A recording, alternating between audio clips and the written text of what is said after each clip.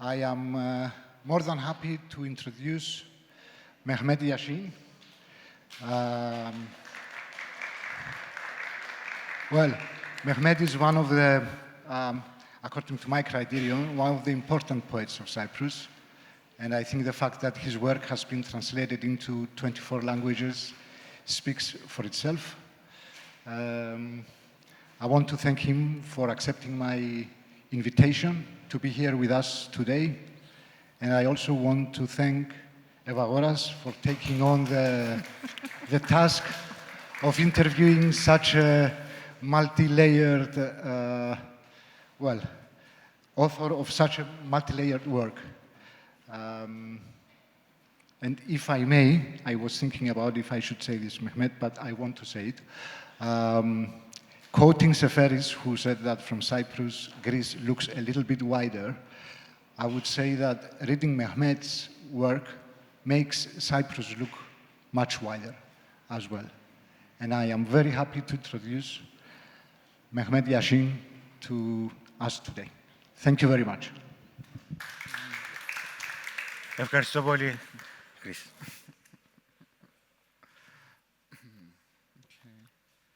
Thank you, Chris, for the introduction. Thank you to everyone for being with us. Today we have the task, let's say, to introduce this concept, Mehmet, of the multiple literary belongings and how it ties to translation, among other things. And I just want to say, building on what Chris was just saying, that yes, reading your work, it makes Cyprus appear wider, but it also makes us understand the many different localities, let's say languages, cultures, to which we belong in many different ways. And for me, working with you, this has been the most important thing that I discovered. Okay. It allowed me to understand a lot more about where we are and what it is that makes us, let's say, Cypriot. Okay. So I want to just start, if you can tell us a bit more about the events that are being organized in among others, Cyprus, Turkey, Greece, London, which tie to the 40 years of your publishing activity. Λοιπόν, ευχαριστώ πολύ. Καλώς όριζα. Τώρα μιλάει μόνο αγγλικά.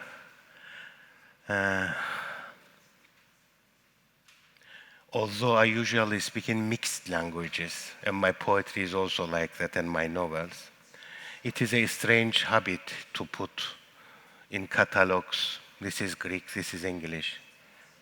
Εγώ θέλω, μιλάω λίγο αγγλικά, λίγο ελληνικά, λίγο τουρκικά. Είναι γλώσσα μου. Well, this 40th anniversary events of publication of my first poetry collection, Αγαπημένο μου νεκρό στρατιώτη, it spontaneously appeared. Even my publisher, last night, he was in Cyprus, my editor. He was surprised because they may change the publication plan of my works. So he asked me why I didn't inform. Well, I didn't know. It spontaneously happened. And I'm also surprised. I usually don't leave my room, my home. Last night, the night before another event, I told that I hardly go from my bedroom to from other rooms rather than my bedroom and study.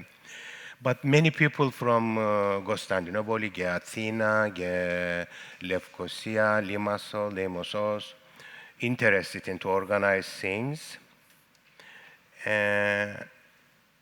It began April 24 with some press release. Then a concert happened in Nicosia from my poems which arranged to the music many years ago. I will not go to the detail, otherwise it will be very long and you will get bored. our talk. I don't want you to leave here boring. I just enjoy and, you know. And after the concert, God, what's happened? Some book launches and panel discussions happen in Nicosia and both parts of Nicosia. Then Evagoras Vanezis and Panayotis Mihail, he is not here again, disappear. Open an exhibition, a very interesting exhibition in a small place, cozy place, conceptual one. There is a catalog, exhibition catalog in Greek, in English and in Turkish. You can see from Muflon Bookshop's table.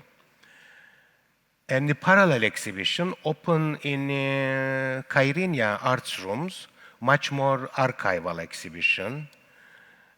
And some speakers came from prestigious literary arts journals from Turkey, my agent, my publisher, editor also.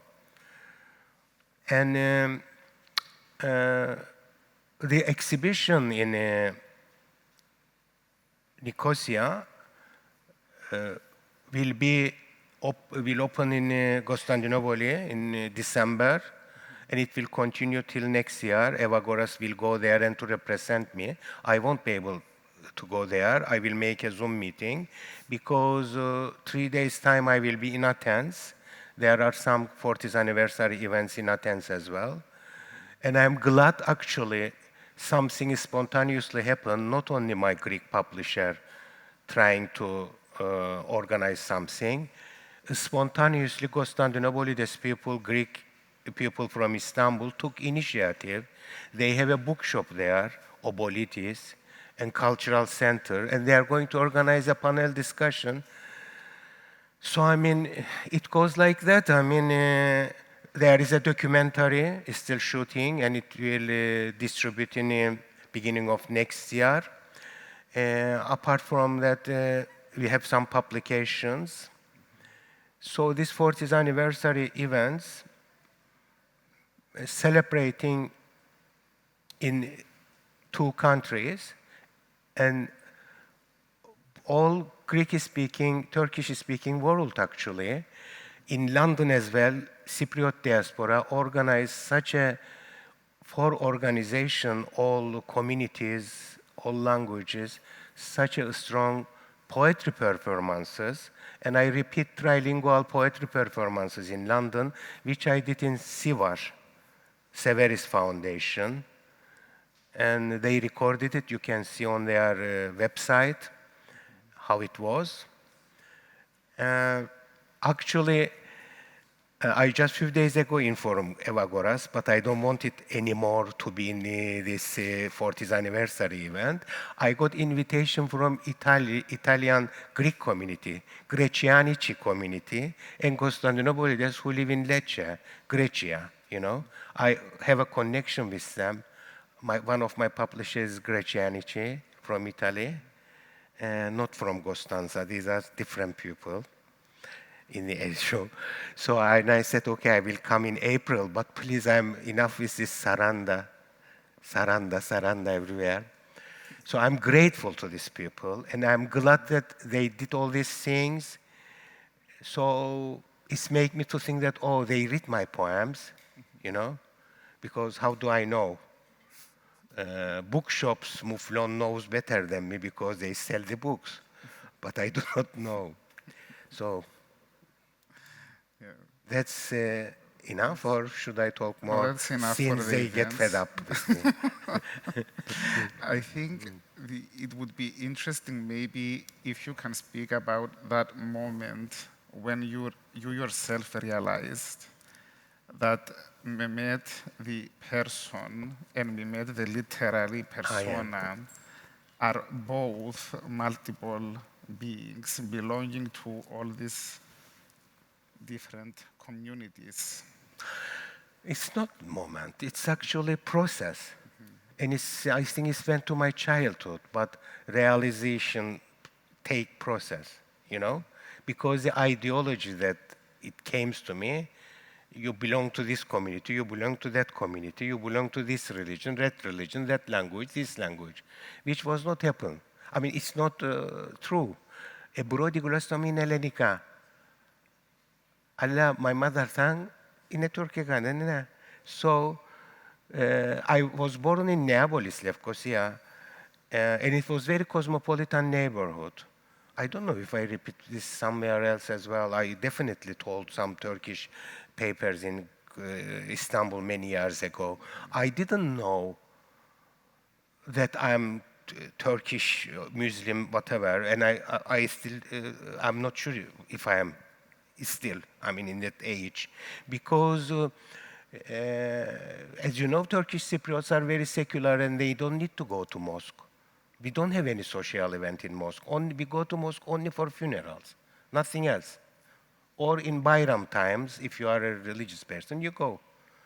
But our Greek Cypriot neighbors has a wedding and baptize and this and that, so every kategoriaki makes an ecclesia. I was small and they made me to carry candles, cautions for, so I mean, and so which religion I was belong to. Also, I have a, I had, I mean, in our family story, it's speculation, but we know that we have some Catholic Latin Cypriot ancestors, even some of my relatives written in English and French and living in France. They recently passed away, you know, Taner Baybars, second cousin of my mom's side.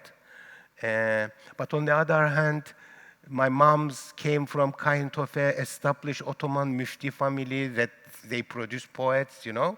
So supposedly my grandma tell that she is Ottoman. She never said that she's Turkish, and she died early 70s, you know, before the occupation. And my father came from Istanbul. He grew up there till 17 years old, and he is accepted as one of the national poet of Turkish Cypriots. And you know, also multiple Turkish. When they ask me, oh, you are multilingual, I say, oh, well, I am multilingual in Turkish, first of all. Gipriaga, Turko-Gipriaga, Istanbul Turkish, Nicosia, well, intellectual pupils Turkish, then Ottoman Turkish, all come together. Then in the later stages, I learned Karamanlidica. I even wrote a novel, partly Karamanlidica. It just came out in Evagoras Vanezis. You can get it from Muflon in a week time. So, Can you talk to us a bit more about Karamanlidica? okay, I will. Well, also these languages, because, you know, I mean, we had Armenian neighbors, very mixed. It's not a Greek Cypriot dominated place. Greeks came from Jaffa, like Kyriakos from Cyprus Mail. He was my neighbor. And our other neighbor from Alexandria, which I visited many times. So we don't call them Greek. We call them Alexandrian. There was a Turk from Rhodos. We call them Rhodesian, you know. And I'm not sure if our language is Turkish as well, because some of my relatives spoke in English at their home. They married with a Scottish lady. So, you know, I mean, all this definition, they try to Turkish-speaking Cypriot. Then in Esosto. Muslim Cypriot, it's not exactly. I mean, you know, I mean, these definitions, we try to understand communities here, but each definition bring its problematic aspects again. Karamanlidica, why I interested in Karamanlidica? I studied Turkey, Istanbul, Ankara, Athens, Banabistum Athenia, and then I went to Birmingham University. I have to, because I was deported from Turkey. So I went to London. I couldn't survive in North Cyprus, of course. And studied, well, I work on multilingual Cypriot poetry and shifting of identities in 3,000 years long history. And I observe these shifting identities through my own family. One of them define itself Ottoman Muslim, other than British or Catholic, post-colonial, one of them Turkish national flag, I mean. Then when I studied, I made a search on all Hebrew writing, Semitic languages writing, Cypriot poetry. I discovered lots of literary sources which our official literatures cover up in both sides. I mean, I realized that Cypriot poetry began 200 years earlier than our official. So it's not 7th century BC, but 9th century BC, because we have some Phoenician writing poetries. It's not poetry, it's tombstone writing on all some hymns, religious things, or vase writing. Like I search them as an archaeologist, as if I am an archaeologist. But this is how we create poetry. If there was a Phoenician nation state, be sure that there will be a huge anthology on ancient Phoenician poetry. But there is no ancient Phoenician, contemporary nation states of Phoenician. And during that period, I came across also Karamanlıdıka. Then I discovered that Karamanlıdıka published, last book of Karamanlıdıka, published in Nicosia, 1936, and they treated it that language. I said, okay, I will write partly Karamanlıdıka novel and make it alive languages. Because since people like me alive, that kind of a hybrid Greek-Turkish things must be alive, So, I mean, I can't talk about whole novel now. Okay. Let them to buy novel and read. Yeah. Karamanlıdıka. Δεν ξέρετε Karamanlıdıka, τι είναι Karamanlıdıka? We're waiting for the revival to... Sinomi. You see, this is the problem. We don't know even our culture. I mean, most popular language in Ottoman Turkey, it's believed that Ottoman language written in Arabic letters. No, it is palace language. It is upper class language and religious language. Like Latin language represents clergy and upper class and aristocracy. Mass majority in Ottomans write Turkish in Greek letters because they were some Orthodox Greeks, Turks. Orthodox Turks who doesn't know Turkish, who doesn't know Greek. Okay. Of course, Greek historians and Turkish historians analyze these things differently. They say, okay, these are Turks ethnically but became Orthodox. Greek says, oh no, they were ethnically Greek, but Ottomans made them forget language, whatever they were. But very particular community, they have a church. Their church is not like a typical Greek Orthodox church or Turkish mosques, because Turkish mosques and Greek Orthodox church architecturally identical.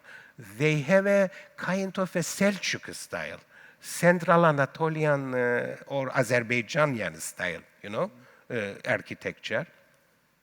So they write, and this language became popular. Actually, first Sultan Mehmet, when occupied Constantinople, Sultan Mehmet was actually Mummy's son. And Mummy was very Greek Orthodox. He built a church for his mom in the palace, and every morning they went together to pray in the Ayarini church, and the afternoon he went to kill Greek Orthodox after praying early morning in Greek Orthodox church. So, and he asked the patriarch to write Orthodox believers, faiths, what is it? He wants to learn, but he can't read. He can't read Greek. He knows Greek from his mom. He can read Greek, but he's speaking Turkish. So the patriarch wrote whole faiths of Orthodox for him. So this is the first Karamanlıdıka book actually, but it's apocrypha. I mean, only for Sultan knows and Patriarch knows. Later on, the community produced Anatoli newspaper, which was a bestseller newspaper. All Turkish modern literature began in that newspaper. They translated all Western books into Turkish in Greek alphabet, Robinson Crusoe, all whatever you imagine. So this is the Karamanli language. Well, I shouldn't go more because otherwise we will not be able to talk about all these things. But you see, I mean, multiple identity is the nature of Turkish literature and Greek literature. But since we try to establish a pure nation states, we try to forget other hybrid cultures, literatures. Even in literatures and language, we had a hybridity. Forget the religion, arts, and other parts of, the life.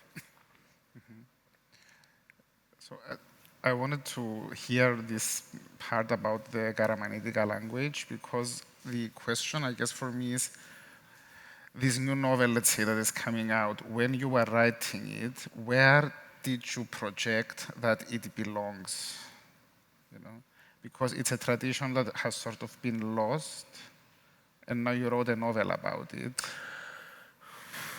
I think this is a story. I have a very good friend on SOAS, Turkish Studies, head of the Turkish Studies, University London.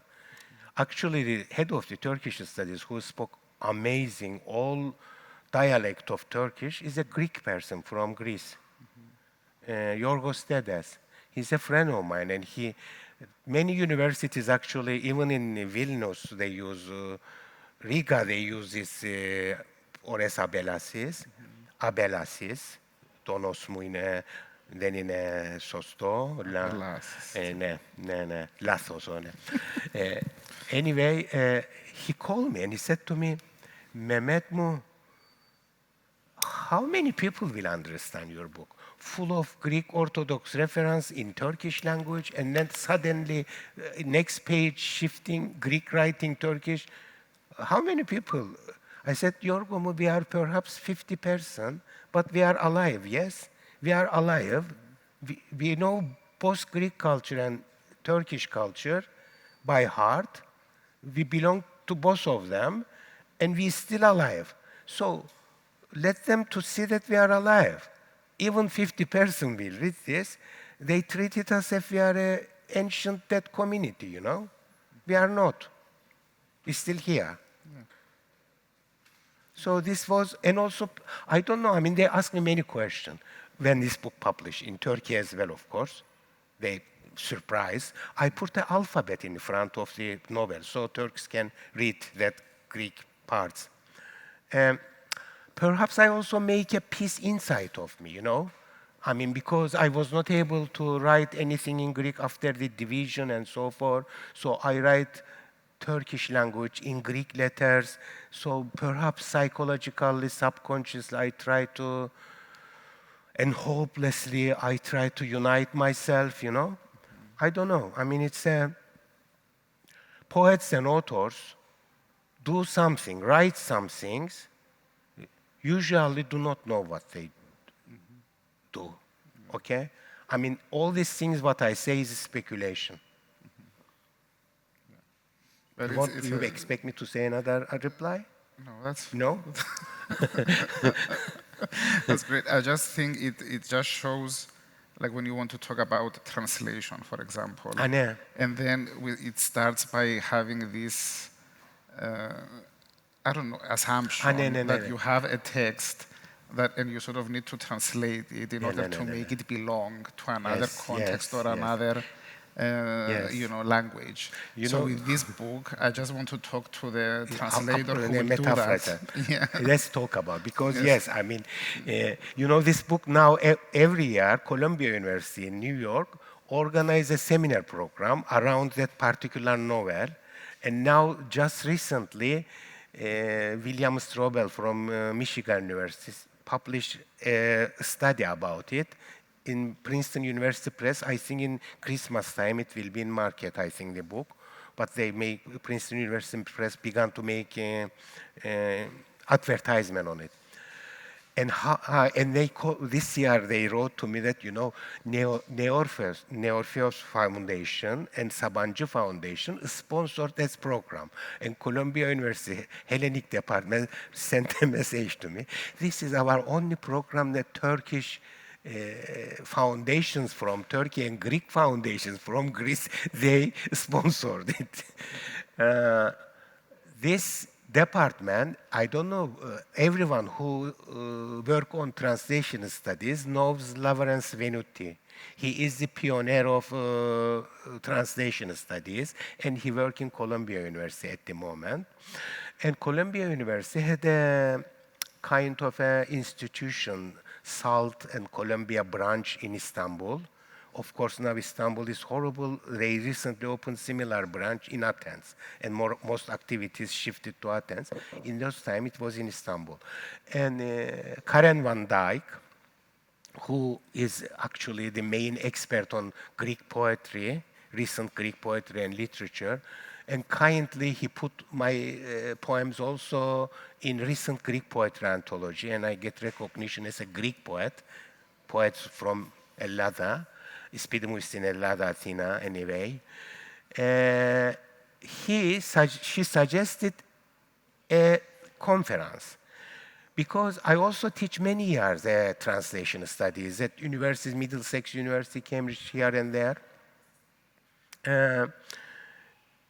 And in the translation studies, we usually teach two strategy, how we translate target language and source language.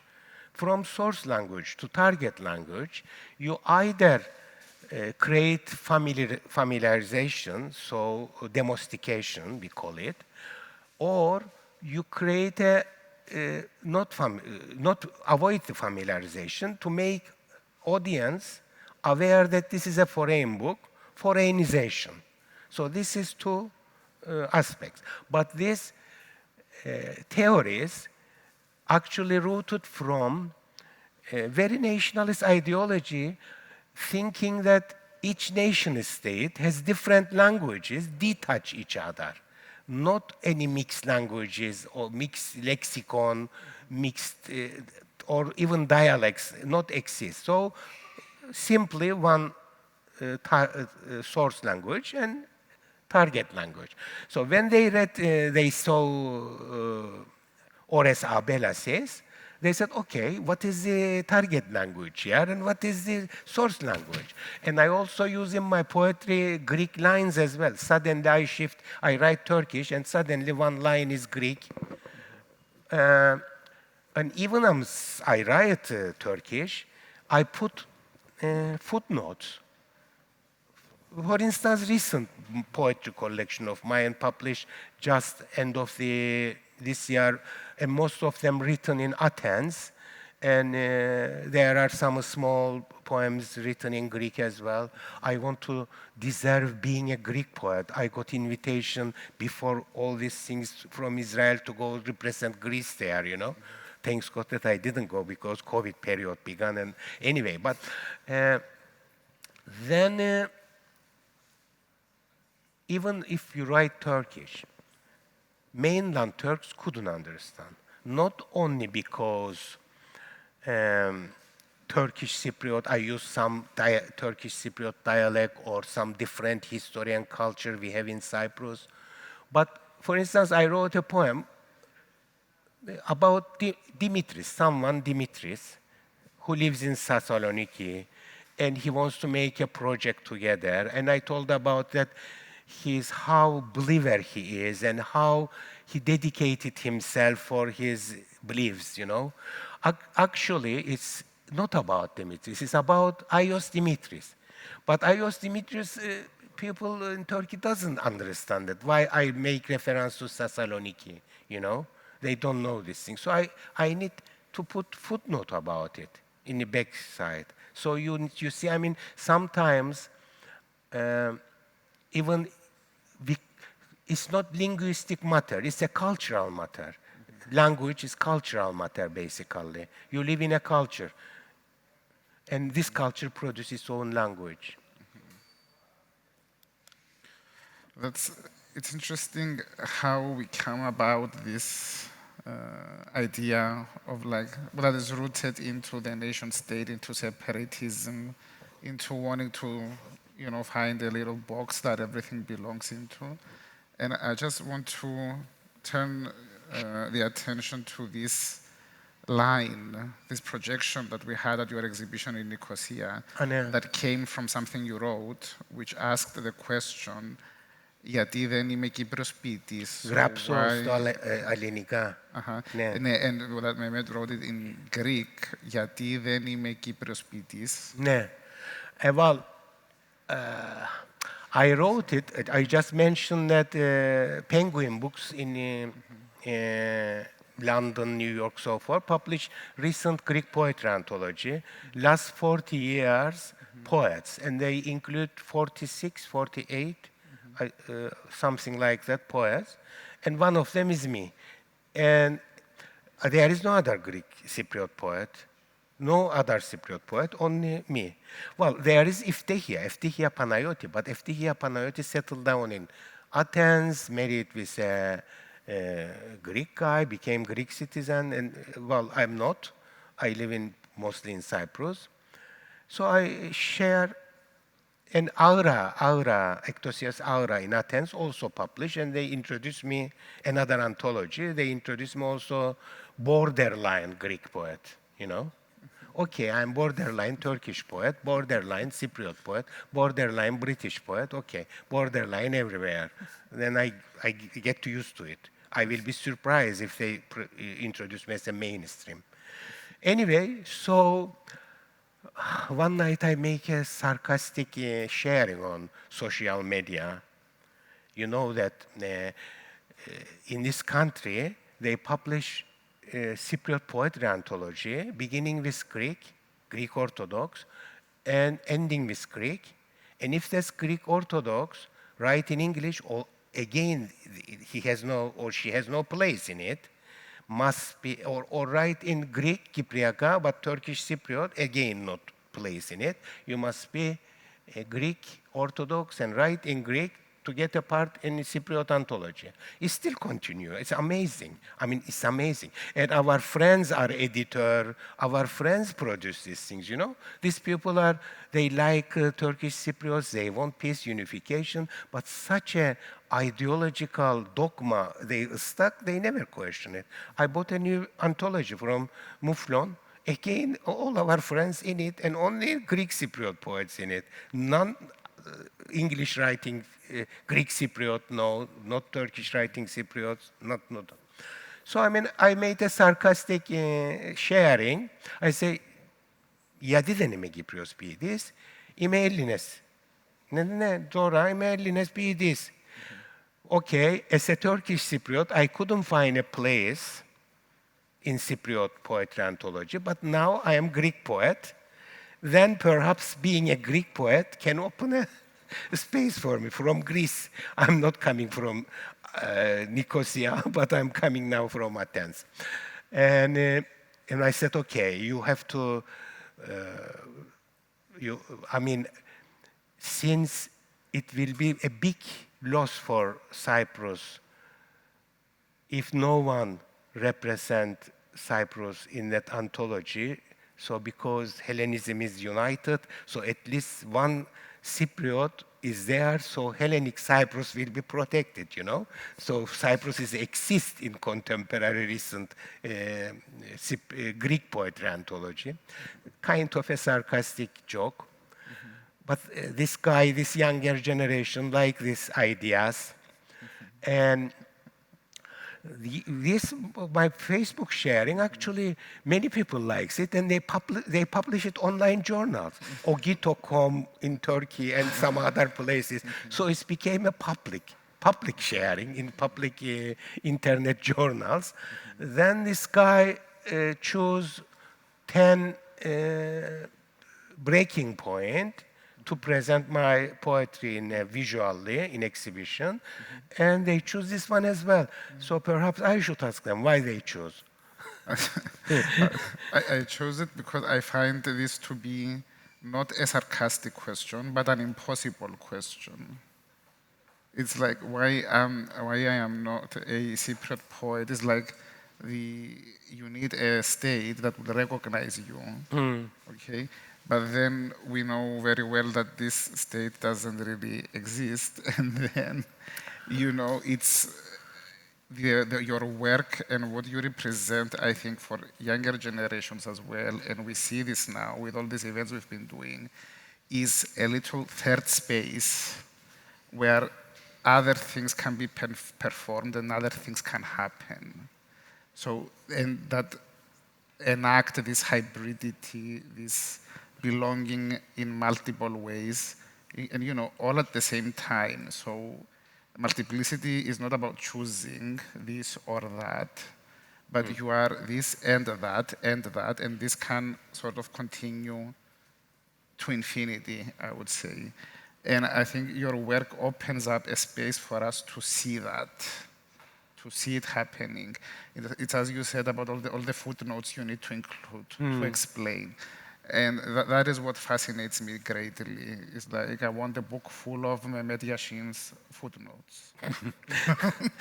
And maybe just that is in a, no, it's not for me as a reader, I mean. You see, I mean, I am Greek in Turkish literature, and I am Turkish in Greek literature. Yes.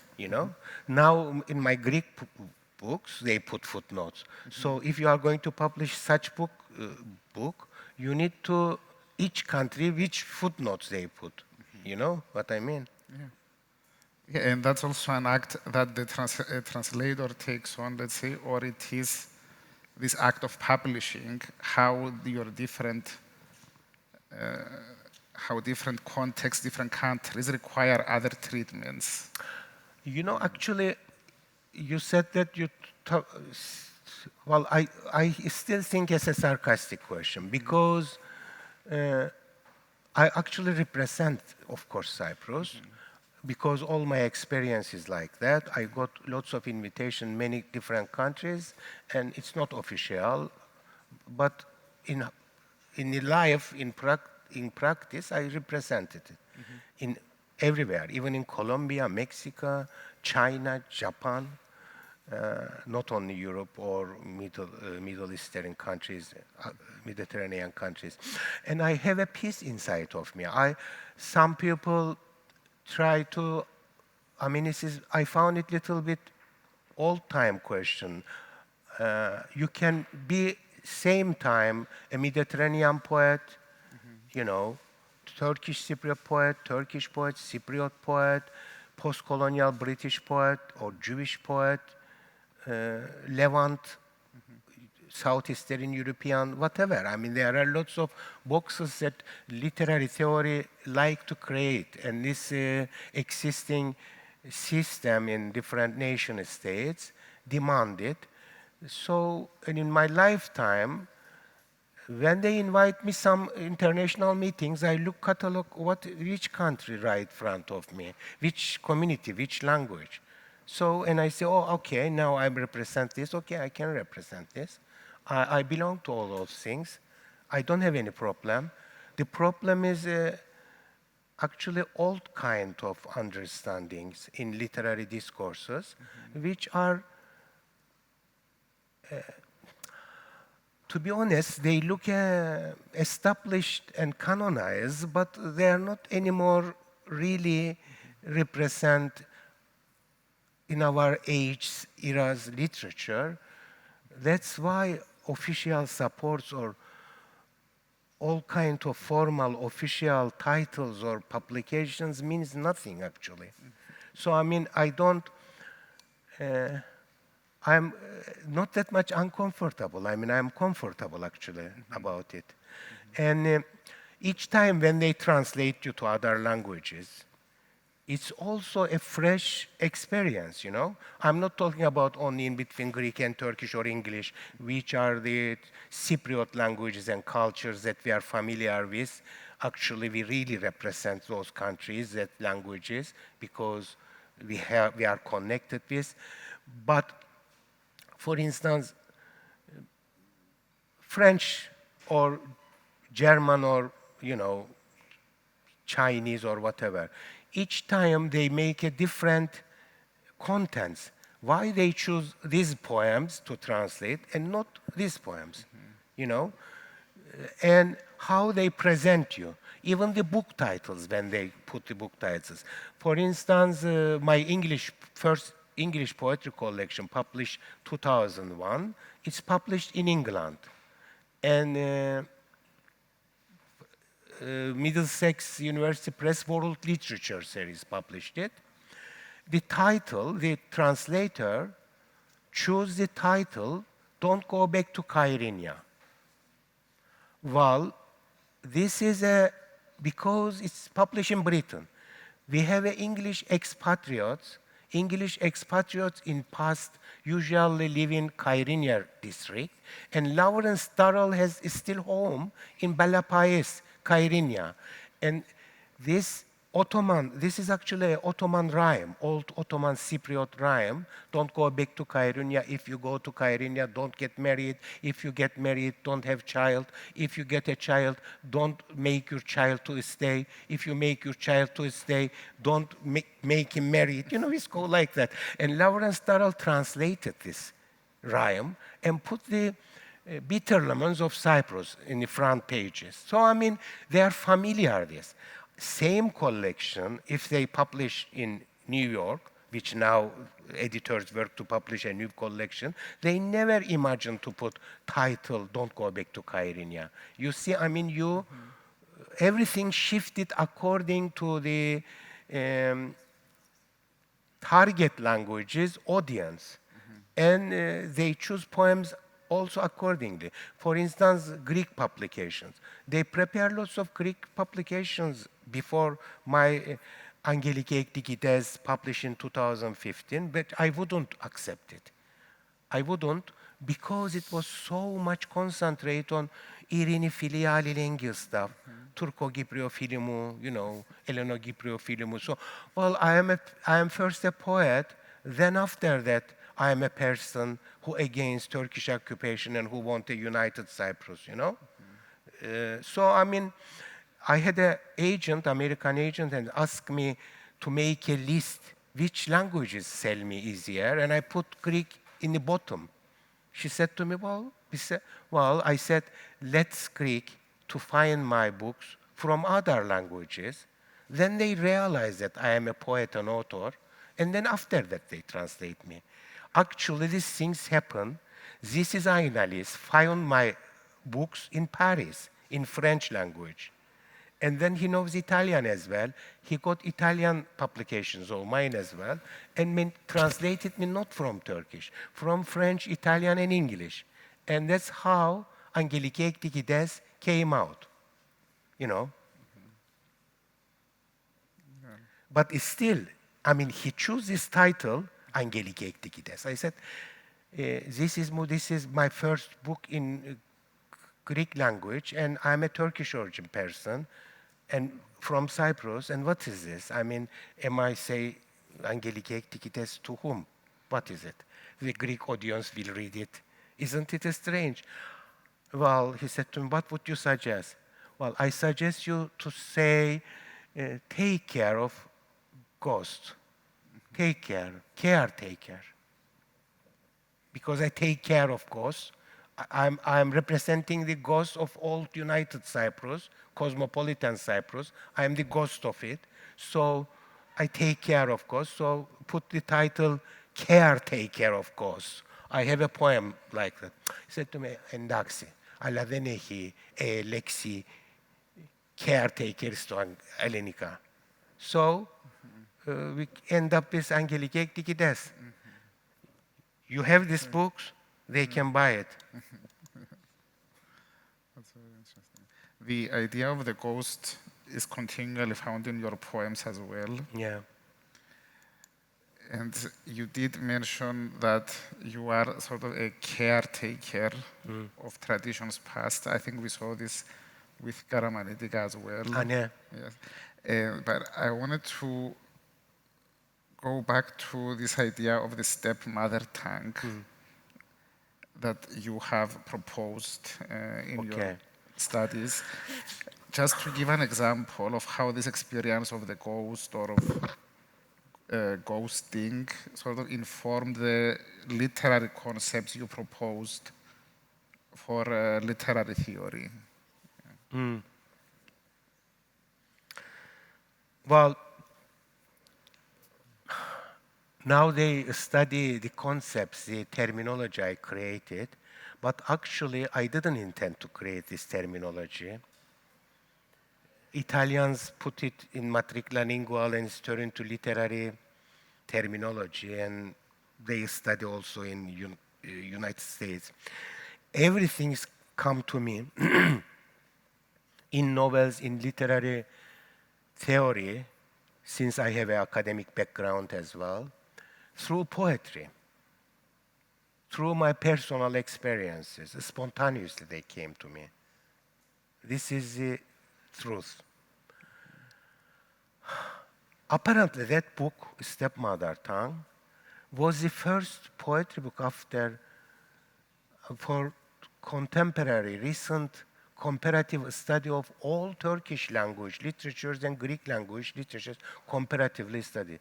I hate to stuck on Cypriot studies. Also, I teach, I was lecturer in Banabistimo Gypris in Lefkosia, and I teach Cypriot studies, Turkish Cypriot literature, but I hate these things. I rather look wider Greek Turkish culture. For this reason, I interested in what's happening in Pontios, writers, Russian, Greek minorities in Russia, what they write, Northern Macedonia, Turkish writing people, όχι Ελλάδα και Turkey or στην Κύπρο, definitely not only Cyprus. So this, I invited lots of people from different United States and many different countries who are known very well established, expert on Greek literature and Turkish literature and some other fields, interdisciplinary fields. When I was a lecturer at Middlesex University in London,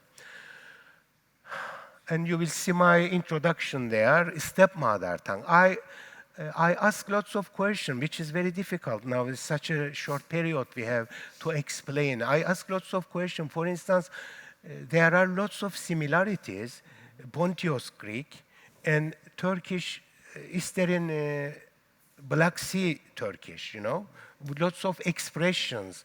So, I mean, which mother tongue they have? They perhaps speak same mother tongue in different language family, all in Cyprus, Turkish Cypriots and Greek Cypriots, not only their lexicon in a video lexicon almost, but also the sounds, the harmony of the language, dialect, is almost identical. If you hear the sounds from afar, you don't understand if this place is Greek Cypriot or Turkish Cypriot, but you understand that it's not a Galamarades or Garasakals, So I mean, this kind of things. And stepmother tongue, I didn't mean only our relationship between the mainland Greek or mainland Turkish or this kind of things. Human being as an individual was born in an existing language, existing dialect, existing terminology. And we have to express ourselves, we have to complete ourselves, whatever language, lexicon we find it, So I mean, actually all tongues are a step for human being as an individual, if you look at philosophical aspects, And the poetry always try to create it new way of sayings, new wordings, new neolexis and ochimonoloxia, expressions also, to enlarge human beings. Human beings be able to express emotionally, philosophically, much more themselves, and also to open a space themselves as an individual while they are part of the community.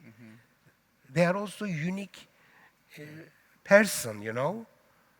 So all these aspects make me to talk about a stepmother tongue. But then it's now turned terminology. People came this year from Harvard University Literature. They invited me, okay, let's talk about your terminologies that you created in literary theory. What did I create a theory? Actually, apparently I created another word which I didn't know. I just talk about that I read my poems in mixed language. And Evagoras in exhibition, I read my poems in Misolenica, Turkica, Ganglica, mix, you know. So and I say, and my performance in Sivar as well, if you go their website, you will see it's mixed. Well, when I read one line in Greek or one paragraph, I don't repeat that paragraph in Turkish or in English. I read other paragraph in Turkish. Let them to understand. If they don't know Cypriot languages, let them to guess or learn, whatever. It's not my problem. This is my languages, okay? So I express myself with my languages.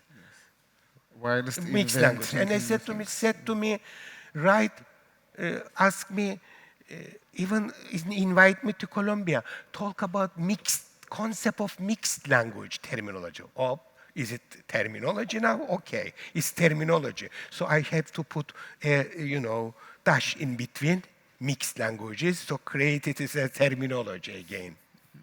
Yeah, I mean, it's the will and the capacity to invent stuff that best expresses the situations we are in. I don't know if we have any questions from the audience as well that we could take. Mehmet Bey, what I really find very interesting is that you said that when your books are translated into other languages where you'd use different type of languages, Ottoman Turkish, Turkish Greek, and Cypriot Greek, etc. So if a German publisher, for example, would decide... Çok sorunum var o konuda. Alman yayıncılar konusunda sizinle özel konuşacağım. Defterime yazmıştım. Tamam, çok güzel.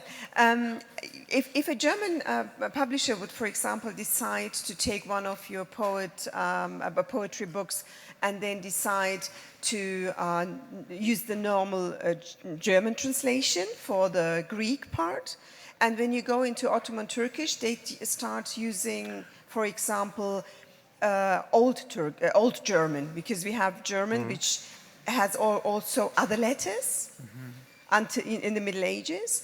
I mean, would you agree with this? Would that?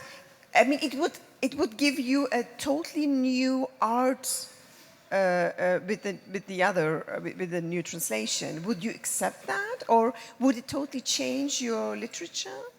I have a German poetry collection, actually. There is a German poetry collection. I think you still got some. But as I said to you in Turkish, in Turkish literature in Germany is quite something else, you know. They have their idea about what Turkish literature is, and I am too Greek for them. Okay, French and Italians, they have a Mediterranean concept, so they absorb me. Post-colonial concept, British people, they understand. But Germany is quite different. Usually translators have their own right and freedom because they are recreator of your work. Of course, I say my opinions, my ideas. If I have some different suggestion, I tell them if it's a critical point. But if it is not, I wouldn't. Because now I learn that this is another kind of creation. It's not exactly my work, you know. But of course, I say my ideas. Sometimes, some languages, you may follow different translation studies. Sometimes you put footnote, not use the different kind of dialects or Old German, New German, but some languages it's possible to do that. You know, it depends on which languages they translated your book, what is the literary traditions and understanding in those countries and literatures. So, I mean, it's not a principal things, it's changing country to country, I guess. language to language. Actually, it's about accepting a totally new product. Because if you trust your translator and you know that this person is going to do something of its own, You know, each time is totally new product. Since you also know Turkish, you know that we have a genderless language. I know. I mean, in Turkish language, when I write, it's not clear if I dedicate it to a man or woman or cat or god, whatever. But when they translate, they need to translate according to gender. And it changes the whole art of the book. Course. Yes. Yeah. Okay. So I mean, for instance, my Greek translator, I asked him, can you make this one male gender? This one, okay, don't make all of them, you know, female gender. So you try to make intervention if it's possible, but this is it's a new product, particularly from Turkish to European languages. Thank you so much. Thank you so much. Thank you everyone. Bravo.